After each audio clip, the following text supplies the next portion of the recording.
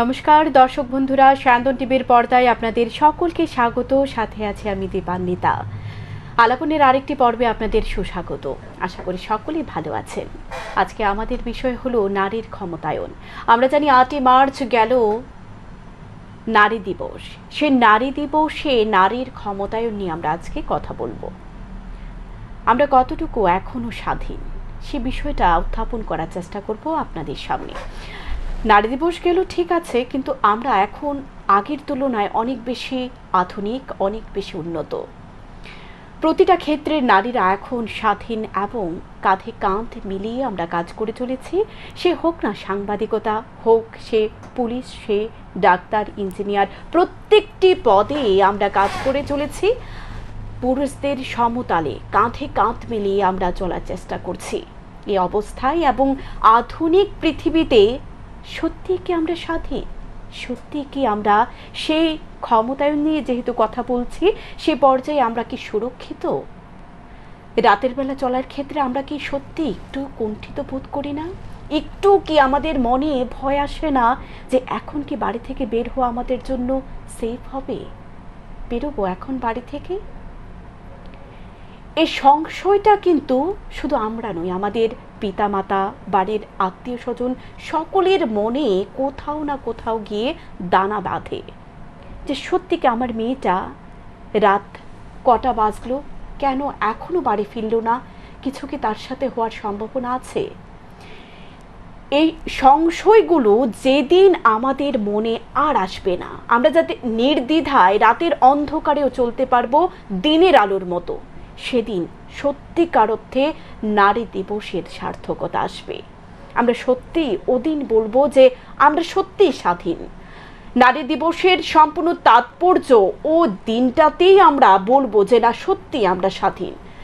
গাড়িতে, বাসে, ট্রামে, ট্রেনে নারীরা প্রতিনিয়ত হেনস্থার শিকার, ইপটিজিং হচ্ছে, কোথাও না কোথাও স্পর্শ হচ্ছে, কথার মাধ্যমে আঘাত করার চেষ্টা করছে।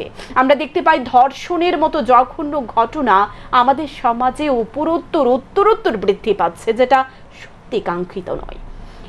এ বিষয়টা থেকে আমরা যত বেশি দূরে থাকতে পারবো এবং এই বিষয়টা যেদিন আর আলোচনার প্রয়োজন হবে না। আজকে আমরা নারী ক্ষমতায়ন নিয়ে কথা বলছি, সে ক্ষমতায়ন বিষয়টা নিয়েই আর কথা বলার প্রয়োজন হবে না। এটা আমরা অনাকাঙ্ক্ষিতভাবে এটা উপরোত্তর বৃদ্ধি পাবে এবং আমরা যেটা আমরা না চাইতেই পেয়ে যাব। নারীর ক্ষমতায়নটা আমরা বলার আর অবকাশ থাকবে না, সেদিন নারীরা সত্যি স্বাধীন হবে। আর কথা না বাড়িয়ে আজকে আমরা মূল অনুষ্ঠানে চলে যাব। আমাদের মধ্যে উপস্থিত আছেন দ্য আগরতলা ইন্টারন্যাশনাল স্কুলের প্রিন্সিপাল, যিনি কিনা দীর্ঘ 25 বছর শিক্ষকতা করে আসছেন। যিনি হলেন আমাদের মধ্যে আজকে স্টুডিওতে উপস্থিত আছেন নবমিতা দে আচার্য। প্রথমে অতিথিকে স্বাগত জানিয়ে নেব। নমস্কার, কেমন আছেন বলুন? ভালো। আমরা যেহেতু আজকে নারী ক্ষমতায়ন নিয়ে কথা বলবো, আমরা দুজনেই নারী, তো এই বিষয় নিয়ে আপনাকে বিস্তারিত আমরা কথা বলার চেষ্টা করব। দর্শকদের সকল প্রশ্নের উত্তর দেওয়ার চেষ্টা করব আপনার মাধ্যমে, আপনি দিবেন আমরা সেটা বলার চেষ্টা করব এবং বিস্তারিতভাবে। প্রথমে যেটা আমরা জানতে চাইব যে নারীর ক্ষমতায়নের প্রয়োজনীয়তা কতটুকু?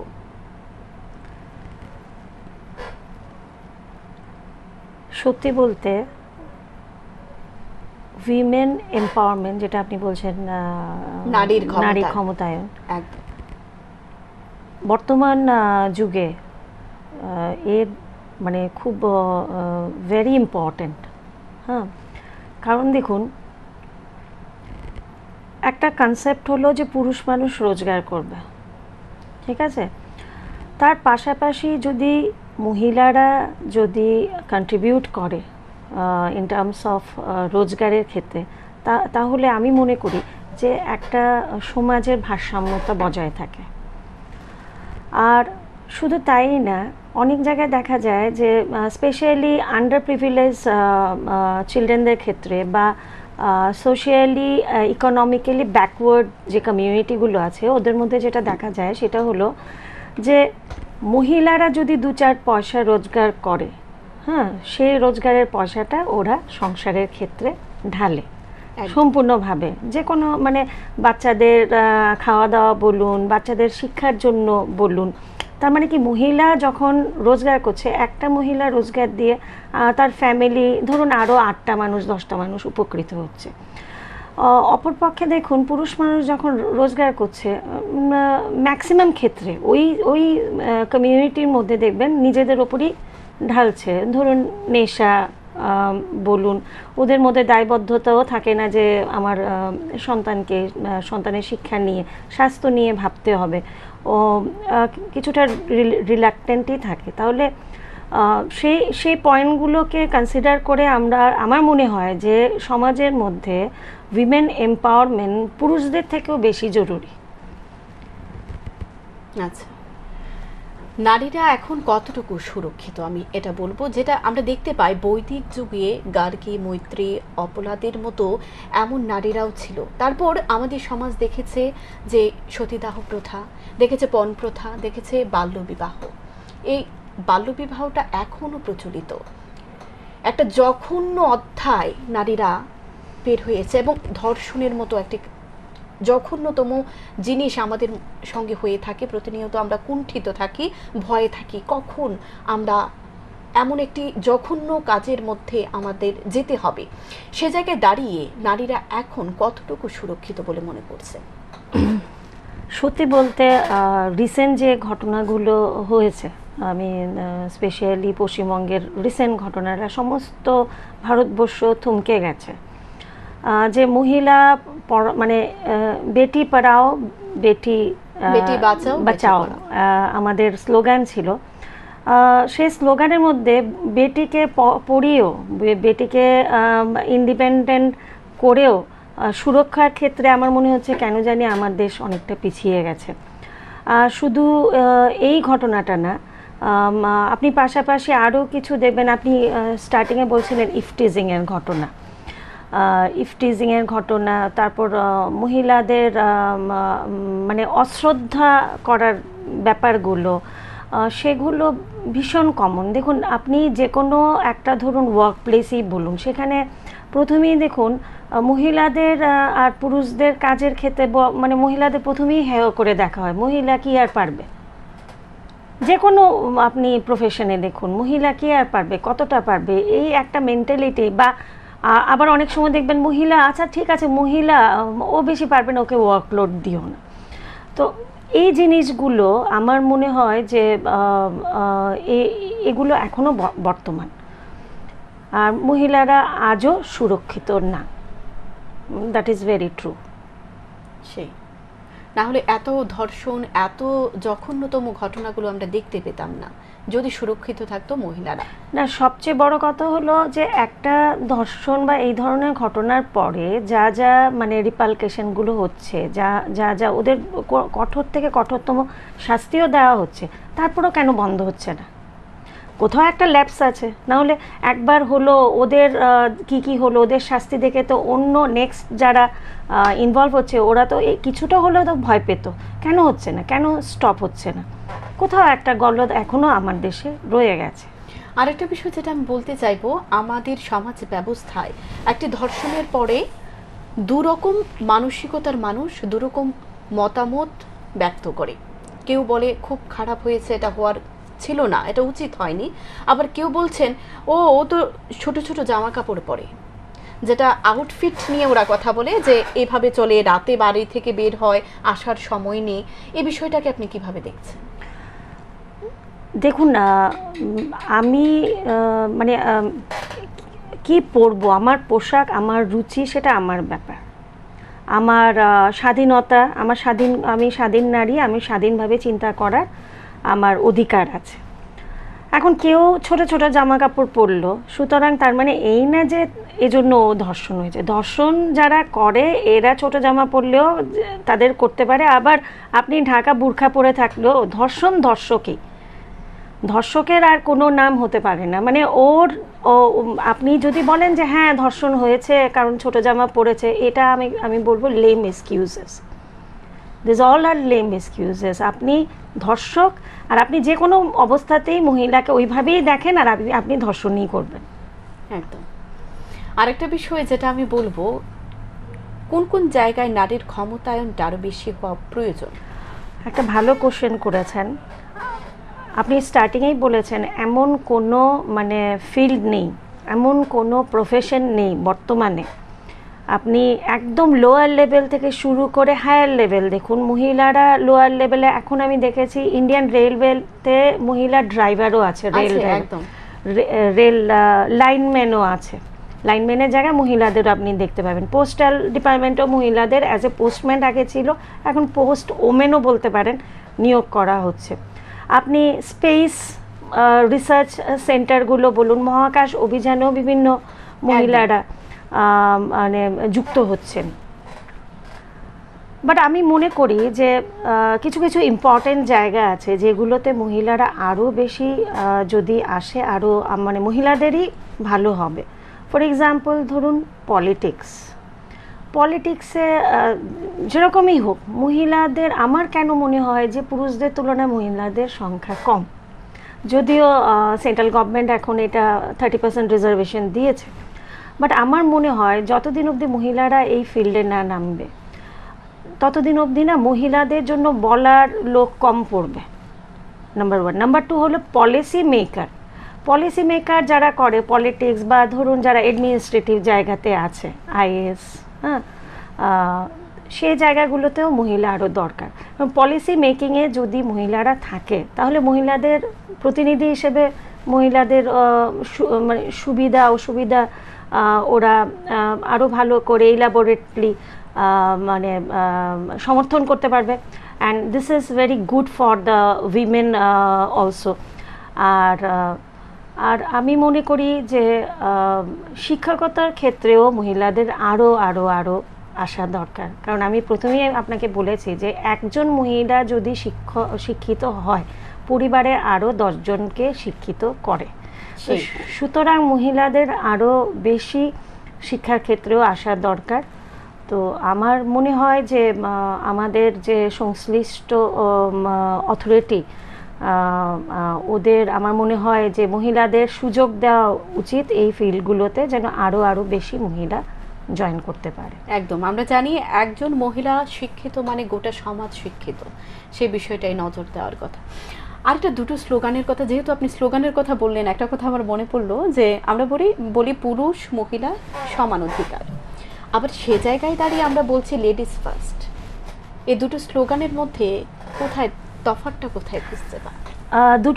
এই দুটো স্লোগানের মধ্যে লেডিস ফার্স্ট আর আবার ইকুয়াল অপরচুনিটি, সেটা দুটোই কন্ট্রাডিক্টরি। কেন? আপনি একদিকে বলছেন দুজনেই সমান, আবার সুবিধার সময় আপনি বলছেন লেডিস ফার্স্ট। সো আমার মনে হয় যে যারা মহিলা এম্পাওয়ারমেন্টের কথা বলে, সমান অধিকারের কথা বলে, ওদের চরম বিরোধিতা করা দরকার যে কোনো লেডিস লাইন থাকতে পারবে না কাউন্টারে। যদি সমান অধিকারের কথা বলেন, পুরুষরা যেভাবে লাইন ধরতে পারে আপনাকেও এইভাবে লাইন ধরতে হবে। লেডিস ফার্স্ট এই ধরনের স্লোগান তো আপনাকে হেয় করছে, লেডিসকেই হেয় করছে। তো we should not encourage this type of slogan. আপনি বেটার, আপনি ইকুয়াল অপরচুনিটির কথাই বলুন।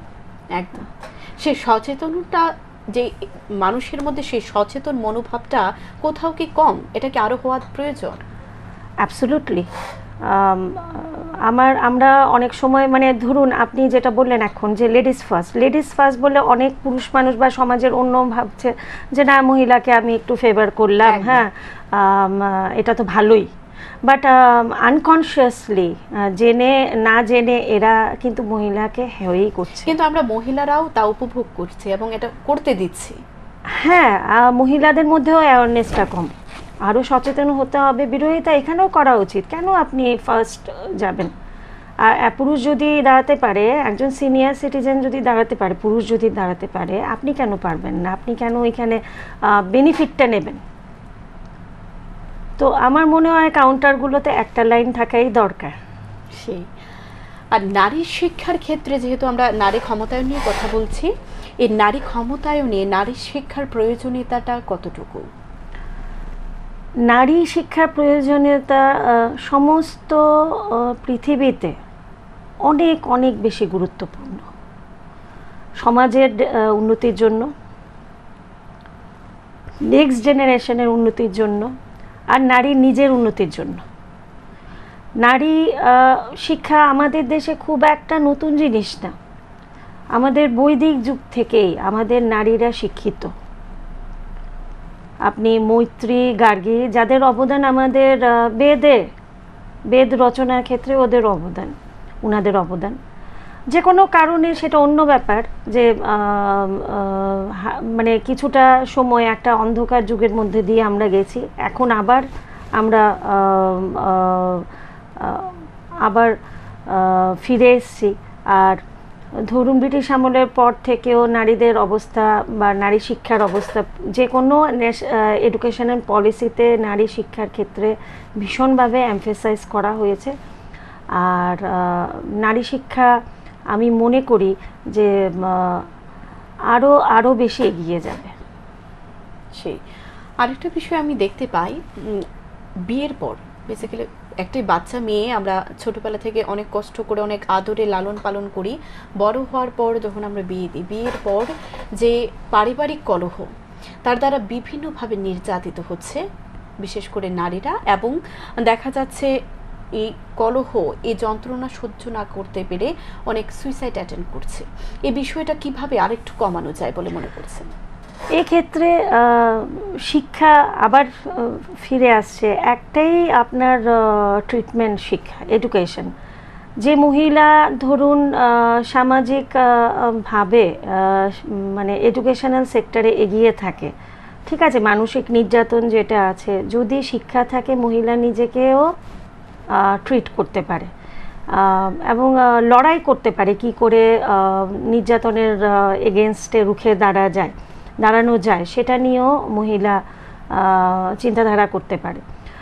আরেকটা জিনিস হলো বিভিন্ন আপনি যেটা বলছেন যে গার্হস্থ্য যে ঘটনাগুলো যেগুলো দেখতে, সেখানে না সমাজকেও এগিয়ে আসতে হবে।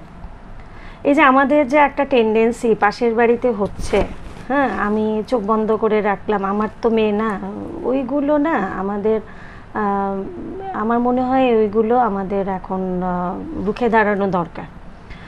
মহিলা কেন, শুধু মহিলাই না, এই ধরনের অত্যাচার কিন্তু বয়স্ক ব্যক্তিদের সঙ্গেও হচ্ছে। হ্যাঁ, আপনি গার্হস্থ্য যে মানে ঘটনাগুলো যে হচ্ছে, ভায়োলেন্সগুলো, ডোমেস্টিক ভায়োলেন্স যেটাকে বলে, হ্যাঁ ডোমেস্টিক ভায়োলেন্স শুধু মহিলা না, বাচ্চাদের ক্ষেত্রে হচ্ছে বিভিন্নভাবে। আপনি সিনিয়র সিটিজেন যারা বৃদ্ধ মা বাবার সঙ্গেও হচ্ছে। এবার দেখুন আমার বৃদ্ধা মাও কিন্তু মহিলা, একদম, হ্যাঁ আমার বৃদ্ধা মাও মহিলা। কিন্তু এখন আমাদের যে এডুকেশন সিস্টেমটা একটা সময়, এখন আমি বলবো না একটা সময় না, আমরা খালি পড়াশোনা করেছি কি করে পয়সা রোজগার করতে হয় তাই ভেবেছি, কিন্তু ওইখানে না মানে ঠিকভাবে এমফেসিস দেওয়া হয়নি ভ্যালু এডুকেশনগুলোতে। ভ্যালু এডুকেশন মানে কি, আমার বৃদ্ধা মাকে দেখার দায়িত্ব আমার, বৃদ্ধাশ্রম না। সেক্ষেত্রে আর দেখুন আমার আগের জেনারেশন, আমার মা ধরুন বা দিদিমা দেখুন, ওই সময়ে কিন্তু এডুকেশনের এত প্রসার ছিল না। মহিলাদের শেখানো হতো ছোট বয়স থেকে কোনো মতে বাড়ির কাজ, রান্না বান্না, এগুলো শেখা হয়ে যাওয়ার পরে বিয়ে দিয়ে দাও, সন্তানকে লালন পালন, বাস এইটুকুনি ওদের কাজ। সারা জীবন সংসার করে সন্তানকে লালন পালন করে যখন মানে আপনার জীবনে যখন সন্ধিক্ষণে যদি বৃদ্ধাশ্রমে ঠেলে দেন বা অত্যাচার করেন, তো সেই ক্ষেত্রে আমার মনে হয় যে শিক্ষা মহিলার না, সন্তানদের শিক্ষা বেশি দরকার সেক্ষেত্রে। আর শিক্ষা আমরা নারী শিক্ষা বলছি, নারী শিক্ষা ছাড়াও তো অন্য একটা শিক্ষা আছে, সেটা হলো পুরুষদের মধ্যেও শিক্ষা এরকম হতে হবে যে তার মধ্যে ওই পুরুষকে শিক্ষার থ্রোতে যেন পুরুষ বুঝতে পারে ওর রেসপন্সিবিলিটি সমাজের মধ্যে কতটুকু, ইকুয়াল শেয়ার দিতে হবে, ইকুয়াল রেসপেক্ট দিতে হবে। শিক্ষার মধ্যে ওরকম সিস্টেম থাকতে হবে যে পুরুষরাও যেন ওই শিক্ষা লাভ করে ছোট বয়স থেকেই, স্কুল এডুকেশন থেকেই, তবেই তো সমাজের আপনি মানে প্রতিকার করতে পারবেন, আদারওয়াইজ না। একদম। তো তো সুতরাং আমার মনে হয় শুধু নারী শিক্ষার কথা বললে হবে না, সেখানে সর্বোপরি সর্বোপরি আর কোয়ালিটি এডুকেশন, ভ্যালু এডুকেশন, সেটা সবার জন্য সমানভাবে important, not only for ladies, মহিলাদের জন্য না, পুরুষদেরও জানতে হবে। একদম।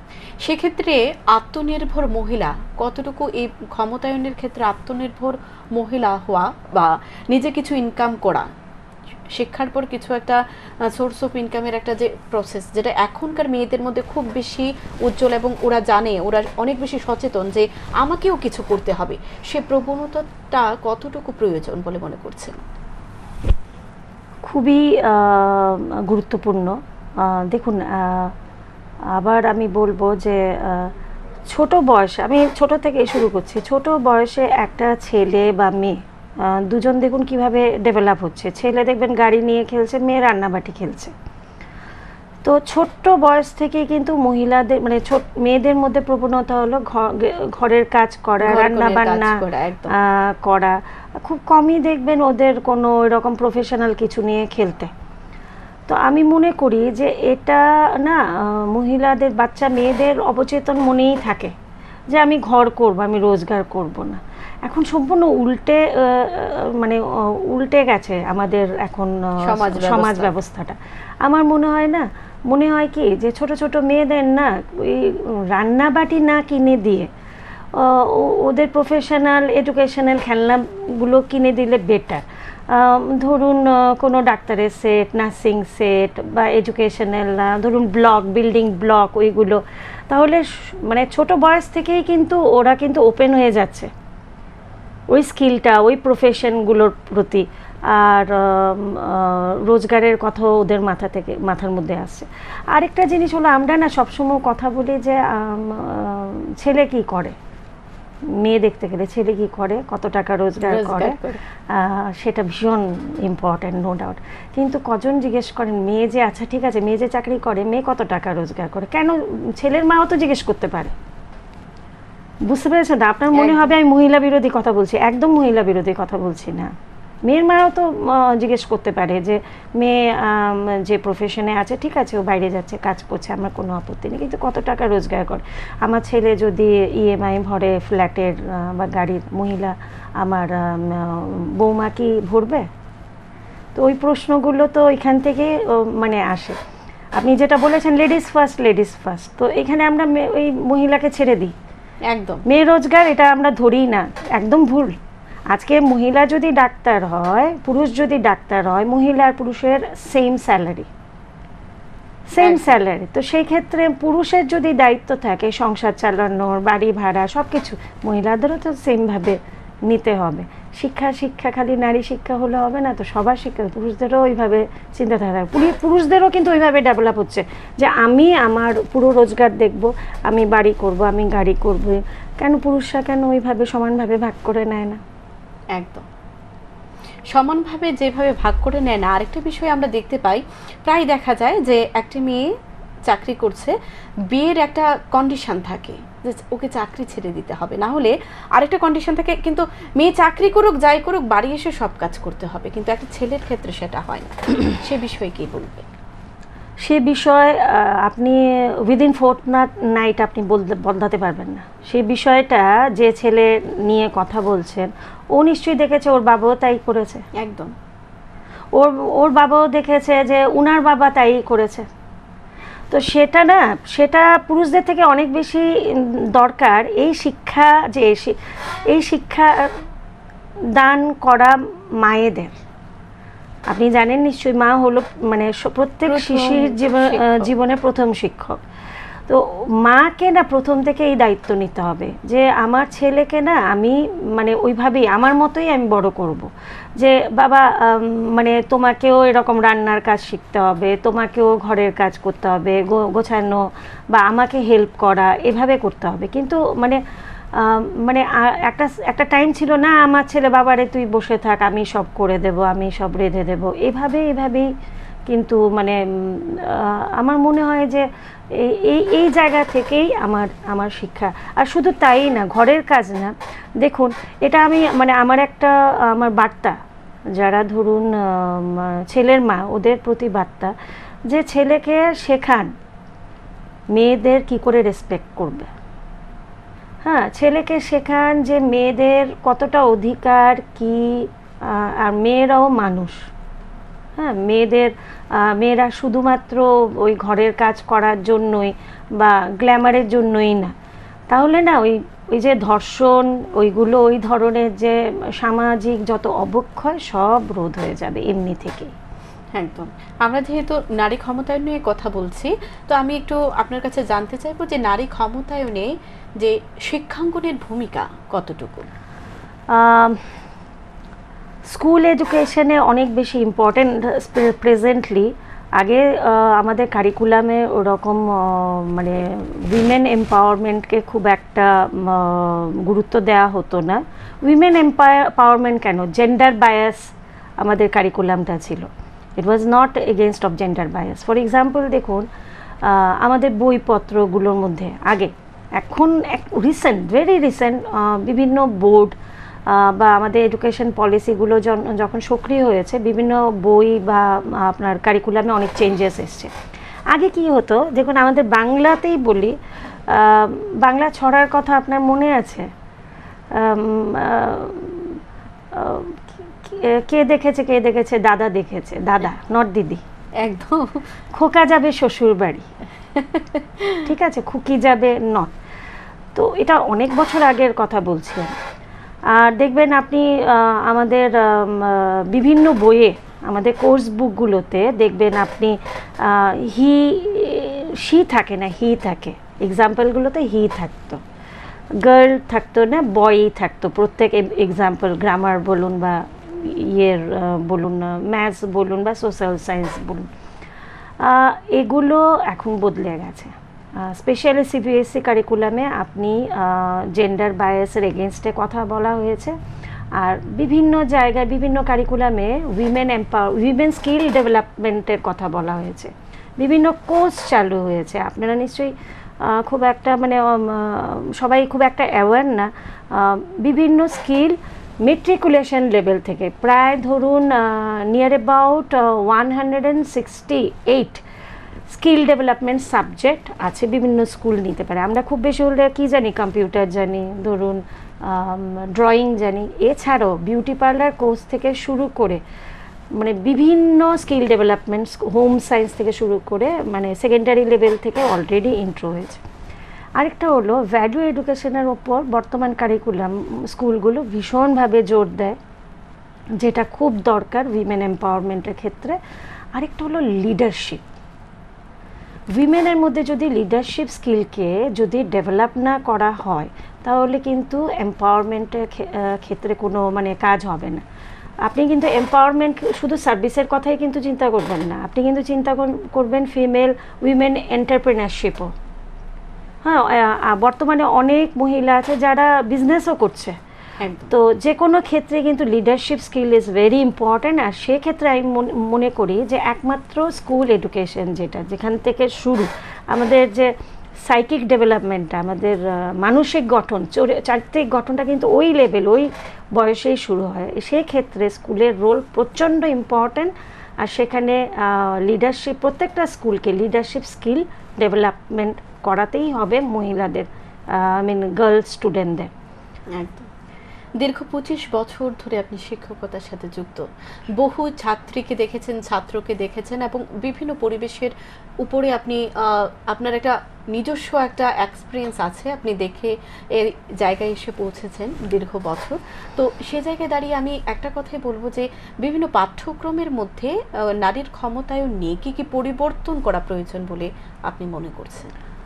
এখন ভেরি রিসেন্টলি মোটামুটি এখন যে পাঠ্যক্রমগুলো আছে মানে মহিলাদের ফেভারে আছে, মহিলারা যে কোনো মানে বাচ্চাদের ফেভারে আছে, যেখানে দেখুন শুধুমাত্র একাডেমিক স্কিলের ওপরই জোর দেয় না, মানে বই পুঁথিগত বিদ্যা ওপরই জোর না, এর বাইরেও অ্যাক্টিভিটি বেসড লার্নিং, তারপর বিভিন্ন স্কিলের ডেভেলপমেন্ট নিয়ে কথা বলা হয়েছে। তারপরেও আমি মনে করি যে মহিলাদের না কমিউনিকেশন স্কিলের ওপর, হ্যাঁ, আপনার পাবলিক স্পিকিংয়ের ওপর, ভীষণভাবে এমফাসাইজ করার দরকার। আরও অনেক বেশি অ্যাক্টিভিটি, স্পেশালি ইন্টার্নশিপ প্রোগ্রামগুলো স্কুল লেভেলে আনা দরকার, যেগুলো অলরেডি আপনার আমেরিকা বা ইউরোপিয়ান কান্ট্রিগুলোতে খুব ফোকাস করা হয়, সেগুলো স্কুল লেভেল থেকে আমাদের দেশেও আনা দরকার। সেক্ষেত্রে মহিলারা না ওই লেভেল থেকেই ওয়ার্ক প্লেসে যাওয়া শুরু করবে, ওয়ার্ক প্লেসের কী কী প্রবলেমগুলো ফেস হবে সেগুলো নিয়ে ওরা মানে আরও ধরুন লার্ন করতে পারবে। আর সবচেয়ে সর্বোপরি হলো ওয়ার্ক প্লেসে মহিলাদের সুরক্ষা। একদম, যে কোনো ওয়ার্ক প্লেসে মহিলাদের সুরক্ষা দিতে হবে, সেটাকে ম্যান্ডেটারি করতে হবে। আর এডুকেশন সিস্টেমের মধ্যে স্কিল ডেভেলপমেন্টের পাশাপাশি অ্যাক্টিভিটি বেসড লার্নিংকে ম্যান্ডেটারি করতে হবে, শুধু বুকিশ নলেজ দিয়ে হবে না। একদম। আরেকটা বিষয় যেটা আমরা ছোটবেলা থেকে দেখে এসেছি, যে বাড়ি থেকেই একটা বিভেদ। বাড়িতে একটা ছেলে আছে, একটা মেয়ে সন্তান আছে, ছেলেটাকে স্পেশাল টেক কেয়ার করা হয়, ওকে ভালো খাওয়া দিতে হবে, ভালো এডুকেশন দিতে হবে। কিন্তু একটা মেয়ে যখন জন্ম নেয় তখন বাবার মাথায় আসে মেয়েকে বিয়ে দিতে হবে, একটা অ্যামাউন্ট আমার রাখতে হবে, মেয়েকে 18 বছর পর আমি বিয়ে দেব। কিন্তু ছেলের ক্ষেত্রে সেটা হয় না। ছেলের ক্ষেত্রে হয় ওয়েল এডুকেটেড করতে হবে, হয়তোবা ভালো পুষ্টিকর খাবার দিয়ে ওকে শক্তমুক্ত করতে হবে, কিন্তু মেয়ের ক্ষেত্রে সেটা আসে না। সে বিষয়টাকে আপনি কিভাবে দেখছেন? সেটা জেন্ডার বায়াস আর কি। আসলে কি, ছেলের সঙ্গে না বংশ আমার বেড়ে যাবে, একটা ধারাবাহিকতা, একদম বংশের ধারাবাহিকতা বজায় থাকবে ছেলের দ্বারা। তো সেই আমাদের অবচেতন মনে সেই আইডিয়াটা কাজ করে, মেয়ের দ্বারা বংশ মানে বিস্তার হবে না, সেটা না এখন মা বাবাদের না কিছুটা বোঝা দরকার। বংশর জন্য ছেলে মেয়ে, আরে মেয়েরও তো আপনাকে এগিয়ে নিতে পারে। হ্যাঁ, আর আমি তো মনে করি মেয়েরা অনেক বেশি কেয়ারিং, ঠিক আছে। মেয়েরা আমি অনেক বেশি ওদের মনে করি যে ক্ষমতাবান। কেন বলি, আপনি যারাই এখন ওয়ার্কিং ওমেন আছে, আপনি দেখুন ওরা সাইমালটেনিয়াসলি অফিস করছে, সংসার করছে, ছেলে মেয়েদের যত্ন করছে, ওদের এডুকেশন নিয়ে চিন্তা করছে।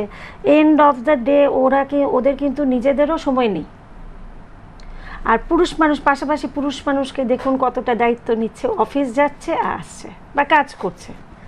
তো আমার মনে হয় যে মেয়েরা কিন্তু ছেলেদের তুলনায় অনেক বেশি ক্ষমতাবান, অনেক বেশি পাওয়ারফুল, মেন্টাল স্টেবিলিটি অনেক বেশি পুরুষদের থেকে, ম্যানেজমেন্ট অনেক ভালো জানে মহিলারা। সুতরাং শুধুমাত্র বংশ বাড়বে সেটা নিয়ে যদি আপনি ছেলের যত্ন করেন আর মেয়ের নারিশমেন্টের প্রতি অবহেলা করেন, তো এটা ভীষণ দুঃখজনক হবে। প্রতিটি মা বাবার কাছে আমার অনুরোধ থাকবে, মেয়ের জন্য আপনি হেলদি খাবারের ব্যবস্থা করুন। মেয়ে জন্মানোর সঙ্গে সঙ্গে বিয়ের কথা চিন্তা না করে চিন্তা করুন মেয়েকে কী করে ওয়েল এডুকেটেড করব, মেয়ে নিজের পায়ে কী করে দাঁড়াবে। মেয়ের পণের টাকার কথা চিন্তা না করে চিন্তা করুন মেয়ে যেন একটা ভালো আর্নিং করতে পারে, ইদার থ্রু সার্ভিস অর কোনো এন্টারপ্রেনারশিপ করে। আর এমনিতেই বিয়ে হবে, যে মেয়ে রোজগার করবে তার বিয়ে হবে না, তার যৌতুকের ব্যবস্থা ও নিজে করবে।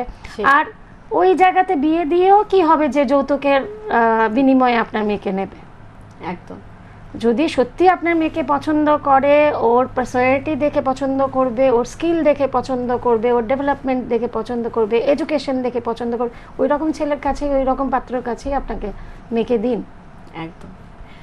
আমরা যেহেতু সময়সীমা একেবারে সীমিত, অনুষ্ঠানের একেবারে দ্বার প্রান্তে এসে পৌঁছে গেছি, অনেক ভালো লাগলো আপনার সাথে কথা বলে। যেতে যেতে আরেকটা বিষয় বলবো, যে এখনের যে মেয়েদের ক্ষমতায়ন নিয়ে আমরা কথা বলছি, মেয়েদের সব ক্ষমতায়ন এবং মেয়েদের সুরক্ষা নিয়ে যেতে যেতে আমাদের দর্শক বন্ধুদের উপলক্ষে যদি কিছু একটা বার্তা দিয়ে যান। বার্তা, আমার দেশ মেয়েদের কথা সবসময় মেয়েদের ক্ষেত্রে অনেকটা এগিয়ে আছে আমি মনে করি। আপনার মনে হতে পারে যে বিদেশ থেকে আমাদের দেশ অনেক পিছিয়ে আছে, বাট আমি মনে করি যে আমার দেশ অনেকটা এগিয়ে এসেছে। কেন দেখুন, দুবার আমরা প্রেসিডেন্ট পেয়েছি, মহিলা প্রেসিডেন্ট একদম। পেয়েছি। আমাদের খুব পাওয়ারফুল প্রধানমন্ত্রী ছিলেন মহিলা। এখনো বর্তমানে 2-3টে রাজ্যে আমাদের মহিলা মুখ্যমন্ত্রী রয়েছে। মুখ্যমন্ত্রী রয়েছে। আমাদেরই বংশোদ্ভূত সুনিতা উইলিয়ামস এখনো স্পেসে। হ্যাঁ, কোনো ক্ষেত্রে এমন নেই যেখানে আমাদের মহিলারা মানে হস্তক্ষেপ করেনি। একদম। আপনি মানে হিমালয়ের মানে সে চূড়ায় ওঠা থেকে চূড়া ওঠা সবকিছু। থেকে সব জায়গায় আছে। আমি মনে করি যে আমার মহিলারা, আমার দেশের মহিলারা অনেক অনেক বেশি এগিয়ে আছে। আর আমি আশা করব যে আরও এগিয়ে যাবে। পাশাপাশি আমি আশা করব যে আমার দেশের পুরুষরা মহিলাদের ক্ষমতা উপলব্ধি করবেন, আর ওদের ক্ষমতাকে, মহিলাদের যে পাওয়ার আছে, নারী শক্তি যেটা, সেটাকে ঠিকভাবে ইউজ করবে। অথরিটির কাছেও আমার বিনীত অনুরোধ থাকবে যে উইমেন পলিসিগুলোকে শুধুমাত্র উইমেনের প্রতি সিম্পেথি না দেখিয়ে সায়েন্টিফিকভাবে, লজিক্যালভাবে যেন ডেভেলপ করে। তাতেই প্রকৃতভাবে মহিলা সুরক্ষা, মহিলা এম্পাওয়ারমেন্ট সাকসেস হবে। একদম। অসংখ্য ধন্যবাদ ম্যাম, আপনি এসেছেন, খুব ভালো লাগলো এবং অনেক গুরুত্বপূর্ণ বিষয় আমরা জানতে পেরেছি। দর্শক বন্ধুরা, এতক্ষণ আমরা কথা বলছিলাম নারীর ক্ষমতায়ন নিয়ে। আমরা জানি ধীরে ধীরে আরও বেশি আমরা উন্নত হব এবং প্রত্যেকটা বিষয়ে অনেক বেশি সচেতন হব এবং নারীদের সত্যিকার অর্থে সম্মান করতে শিখব। এই আশা রেখে আজকের অনুষ্ঠান এখানে শেষ করছি। আশা করি সকলে ভালো থাকবেন, সুস্থ থাকবেন। নমস্কার।